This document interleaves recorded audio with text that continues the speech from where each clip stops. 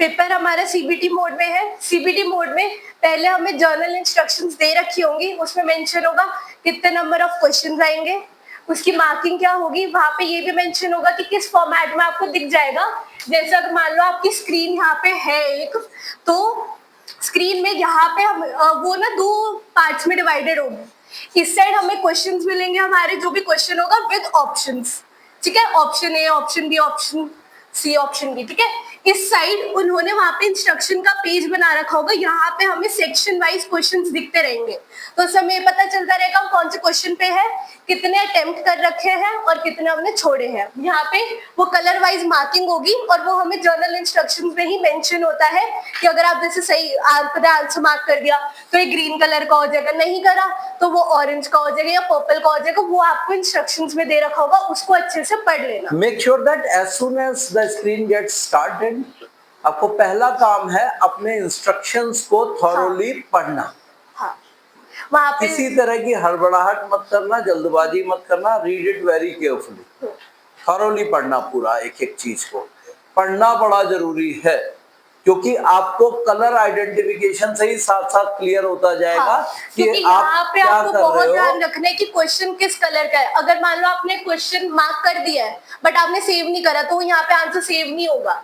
आपको लगेगा कि आपने आंसर डाल दिया है, वो सेव हो गए, बट अगर यहाँ पे वो ग्रीन नहीं शो कर रहा मतलब आपका आंसर नहीं डाले। तो आपको लास्ट में इतना टाइम अपने पास रखना है कि आप एक बार थॉरली बस गो थ्रू ये कर लो कि हाँ हमने सारे आंसर्स अटेम्प्ट करे हैं या नहीं करे, या करा भी है तो सही करे या नहीं करा।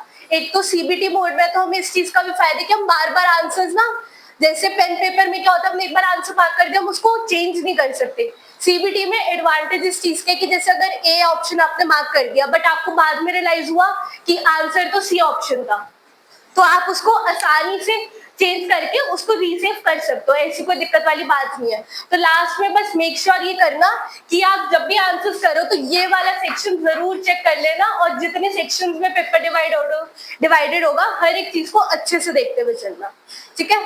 और सबसे पहली चीज इसमें जरूर ध्यान रख लेना कि आपके पास एंड में टाइम बचा होना चाहिए कि अगर सेव आपने नहीं किया है, अगर आपने इसको सेव नहीं किया है तो सेव करना बड़ा जरूरी है, अदरवाइज आपके सारे ऑप्शंस बेकार हो जाएंगे।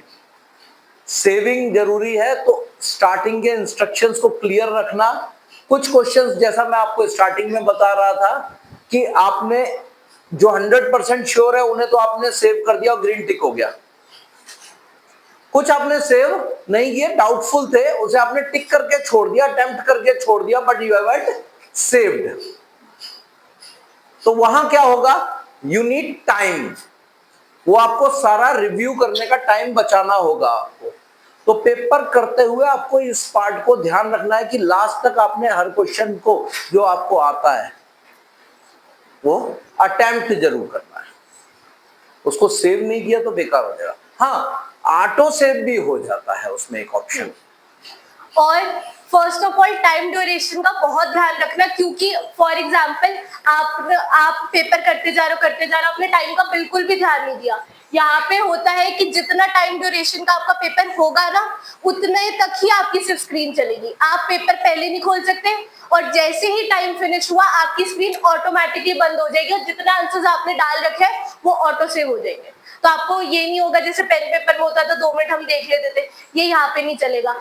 टाइम खत्म हुआ और स्क्रीन ऑटोमेटिकली बंद हो जाएगी, आपके पास कोई ऑप्शन नहीं बचेगा कि आप एक बार अपने आंसर्स देख लो।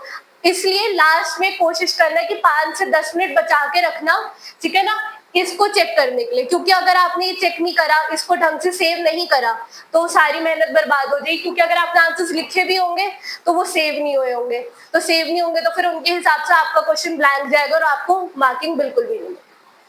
अब आता है दूसरा पॉइंट। दूसरा पॉइंट ये आता है कि भाई कौन से क्वेश्चन अटेम्प्ट करने हैं, कौन से छोड़ने हैं, कौन से नहीं करने हैं। अब देखिए, जहां आप श्योर है 100% जनरली कॉम्प्रिहेंशन पैसेज जैसे क्वेश्चन होते हैं, इंग्लिश की बात करें तो वो ऐसे रहते हैं कि जिसको आप इजीली याद कर देते हैं सीधा, उसमें कोई डाउट नहीं रहता। आपको सबसे ज्यादा प्रॉब्लम आती है सिनोनिम एंटोनिम के अंदर जाकर के, वहां पर आप डाउटफुल रहते हो दिस और दैट, या फिर मिस स्पेल्ड वर्ड्स में थोड़ा बहुत डाउट रहता है। Otherwise rest of the grammar का पार्ट है और बाकी चीजें यू कैन डायरेक्टली सॉल्व। लेकिन जहां आपको लगता है कि आप 100% गलत हो, उस क्वेश्चन को बिल्कुल छोड़ देना, नेगेटिव मार्किंग है आपके पास। उस क्वेश्चन को बिल्कुल छोड़ देना, लेकिन ये ना हो पता चला 50% पेपर छोड़ दिया, समझे? ऐसा ना हो जाए कि 50% पेपर छूट जाए। आपको किसी क्वेश्चन में 50% डाउट है कि क्लियर है, 50% डाउट है गलत हो सकता है, अटेम्प्टेड, कोई इशू नहीं।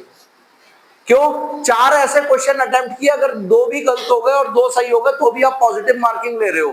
0.25% नेगेटिव जा रहा है आपका, 0.75 आपका पॉजिटिव है। तो ऐसा ना हो जहां आप डाउटफुल हो उन क्वेश्चन को छोड़ाओ, उन्हें नहीं छोड़ना है। Make sure that you have to do those questions as well.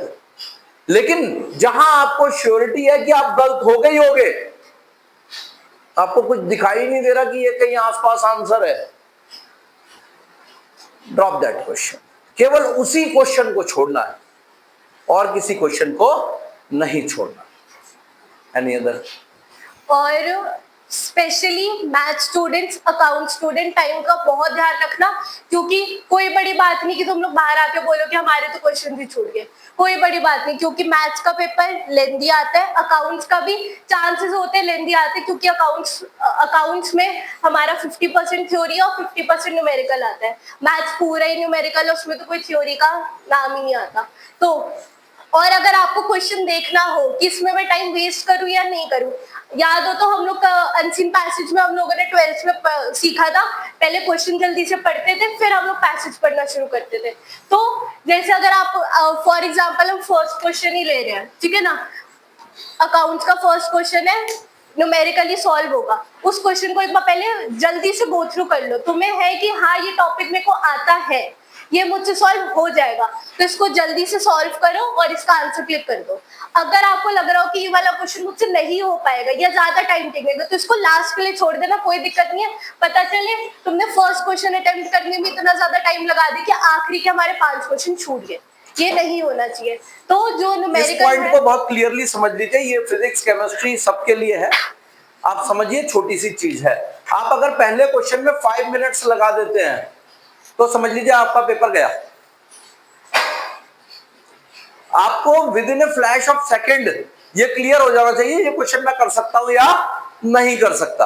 अगर नहीं कर सकते तो फौरन स्क्रॉल करके अगले पे आ जाइए। Instead of wasting your time in the very beginning, आप फौरन क्वेश्चन पे डिसीसिव एक्शन लीजिए, आपने करना है या नहीं करना। इसके अलावा आपके पास कोई और ऑप्शन नहीं है। आपको सारी चीजें बताइए, ये साथ वाली विंडो आपको इंस्ट्रक्ट करती रहेगी आपके कितने क्वेश्चंस हो गए, किस लेवल पे, कितने आपके ड्यू चल रहे हैं, किस में आपने सेव नहीं किया हुआ है। सेव फॉर लेटर का भी एक ऑप्शन रहता है, वहां पे ऑप्शन आएगा सेव और रिव्यू का। उससे क्या होगा, आपका आंसर आपने सेव कर रखा है, जैसे आपने एक ऑप्शन क्लिक कर दिया वो तभी के लिए सेव होगा, बट वो आपका फाइनल आंसर नहीं होगा। क्यों? क्योंकि आपने वो किस लिए छोड़े कि ये वाला क्वेश्चन मेरे को डाउटफुल है तो मैं इसको एंड में दोबारा देखूंगी, तो वहां पे उसका भी एक अलग से ऑप्शन होगा। तो एक ऑप्शन आपके पास सेव है, एक save and review, save and review. ध्यान रखना, आपको डाउटफुल हो सेव एंड रिव्यू कर लीजिएगा। ओके, इन चीजों को ध्यान रखिए। जब पहले इंस्ट्रक्शन आ रहे हैं वो आपने थॉरोली पढ़ना है, एक एक इंस्ट्रक्शन को ध्यान से देखना है। जो बच्चे आज नहीं आए हैं उनको ये वीडियो एक बार देखने को मिल जाएगा तो ये क्लियर हो जाएगा। ठीक है, ये छोटी छोटी चीजें हैं, नर्वस नहीं होना है, पहली चीज ये है। जिनका कल पेपर है आराम से पेपर देने जाइए, टेंशन नहीं लेनी। कुछ लोग जो है ना इसको क्या ले लेते हैं, ईगो पे ले जाते हैं, क्या भाई ये नहीं हुआ तो जिंदगी खत्म हो जाएगी। कुछ नहीं होता भाई, लाइफ ऐसे ही चलती है। तुम लोग 10th भी ऐसे ही पास करके आए हो, 12th भी ऐसे ही पास करोगे, ये भी ऐसे ही क्लियर करोगे। ठीक है, जितना रिलैक्स माइंड से जाओगे ना पेपर देने उतना पेपर अच्छा होगा। जितना माइंड पे बर्डन लेके जाओगे उतना परेशान होगे। ध्यान रखना इस चीज का। रिलैक्स होने का मतलब ये नहीं है कि बिल्कुल वो सब भूल करके चलेगा भाई रिलैक्स है, बिल्कुल छोड़ यार, सबने कहा था रिलैक्स रहना, ऐसा नहीं है। रिलैक्स होने का मतलब यह अपने ऊपर अनड्यू बर्डन नहीं रखना। फालतू का बोझ सिर पे लेके जा रहे हो, नहीं। पूरी तैयारी की आप लोगों ने, ऑनेस्टली तैयारी की, जाइए पेपर दीजिए, दैट्स इट। रिजल्ट की चिंता करना छोड़ दीजिए, अपना एफर्ट दीजिए 100%, उसमें बिल्कुल होता ही नहीं, ठीक है। और एक और इंपॉर्टेंट चीज, आज रात को जिनका कल पेपर है देर तक नहीं जगेंगे, टाइम से सोएंगे, 8 घंटे सोएंगे कम से कम, नींद पूरी लीजिएगा, पता चला वहां स्क्रीन खुल रही है और कर रहे हैं, ठीक है ना। और अगर डिवाइस पे कोई भी लैगिंग आ रही है, कोई प्रॉब्लम, लैगिंग आ रही है, स्क्रीन में दिक्कत आ रही है, तो पैनिक मत करना, बिल्कुल भी मत करना। वहां पे फैकल्टी होगी, उनको इन्फॉर्म कर देना, वो उनके हेडेक है कि वो तुम्हारा टाइम तुम्हें प्रोवाइड करेंगे और तुम्हें सही डिवाइस प्रोवाइड करेंगे। क्योंकि बहुत सारे जन क्या करते हैं, डिवाइस नहीं चल रहा होता ढंग से, ठीक है ना, डिवाइस में कोई दिक्कत आ जाती है, फॉल्ट आ जाती है, तो वहां पे ही पैनिक करके तुम अपना आधा पेपर तो ऐसे ही खराब कर दोगे। तो कोशिश करना पैनिक मत करना बिल्कुल, ठीक है। क्योंकि सिस्टम्स जनरली पुराने रहते हैं, लैगिंग हो जाती है, तो घबराना नहीं है, just call on the invigilator, foreign invigilator को कॉल करो, इंटीमेट करो, अपना टाइमिंग का ध्यान रखना, इतना टाइम मुझे मिला था, इतने पे मेरा ये इशू है, गॉट इट। बस सब लोग बच्चों, कल के लिए बेसिक इंस्ट्रक्शंस यही थे, ध्यान रखिएगा अपना, ठीक है।